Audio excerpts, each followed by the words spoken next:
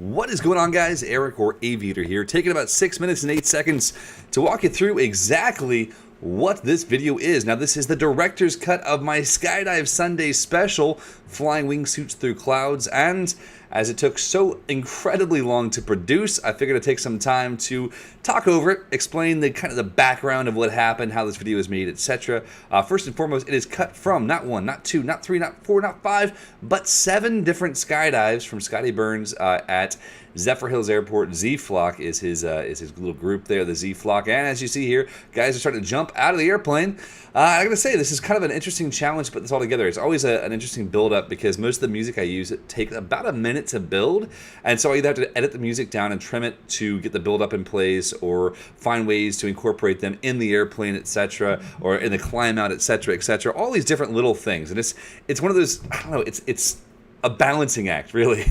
And then at the same time right here, I want to show how many different jumps it is. I want to show how there's different exits and how the exits work, etc. The interesting thing there is actually that the cuts are different. It's the same person flying 2 different skydives. One he jumps out last, one he jumps out first. But it's all balancing acts. So the next part of this that really was challenging was the HUD that you see on screen now, all these different motion graphics. Now this is kind of where some of the series on my channel are going, adding motion graphics to a lot of different things, because I think motion graphics are a great way of kind of making a video not just a simple video. It actually shows so much. It gives a great way to share more details and information.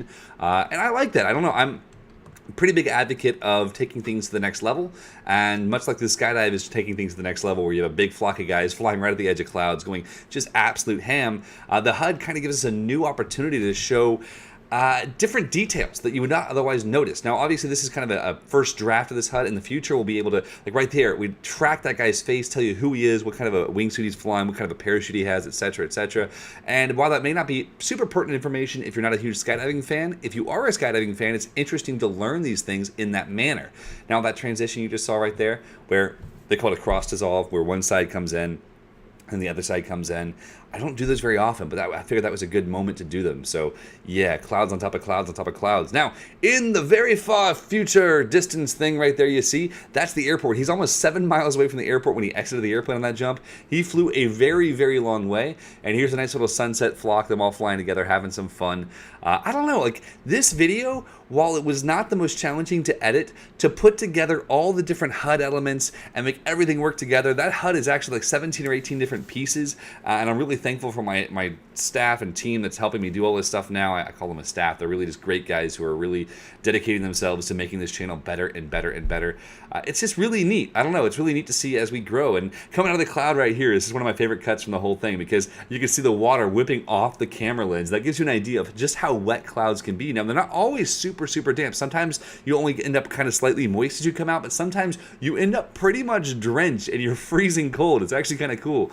And that was one of the situations where it was a very, very wet cloud, and you went through it. It was just like, holy crap, I just took a shower. So one of those kind of fun moments. And as we come across this cloud right here, he's going to get a little bit closer to pulling his chute in about 30 seconds or so, I think. And he has one more moment where he interacts with another skydiver, and you get to see what that's kind of like, because it's really neat when you're in these moments. There's no communication. You can't talk to each other, yell at each other like a lot of people try to prove in movies or show in movies. Oh, they're talking back and forth. Point Break is one of the crucial moments in movies where they're actually having conversations while skydiving, and it's really freaking loud. Like, it's really, really freaking loud. You just can't do that. That's not going to happen. Now, really quick moment. Look at the screen right now, bottom of the screen. That is called a corona, the rainbow that surrounds you.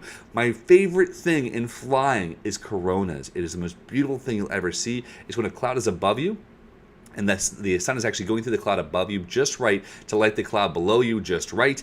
And as these all come together, you get this beautiful prism that forms around your shadow. And I got to tell you, it's one of the most emotional things, and it sounds so silly, but I love it. It's amazing, amazing, amazing. And right here you see Scotty. He's flying, I think, a 109 Aerodyne right here, a Pilot 109. Swoops it in, and we'll walk it off to see his friend. Now, interesting little tidbit right here. You see him lands, and then it cuts to the next landing, and he actually swoops into another group of people, like a bouse. So these are multiple skydives, like I say. Most of my skydiving videos are not one jump, simply because these jumps, while they may last 2.5 minutes, a a lot of that is not exactly that exciting. So in order to make it really high-paced, etc., you've got to keep it moving. Now, as he's high-fiving here, you'll notice his brake lines that are in his hands are still above him. His chute was still above him that whole time because it's a little bit windy, so he was able to keep it flying like I do with my paraglider.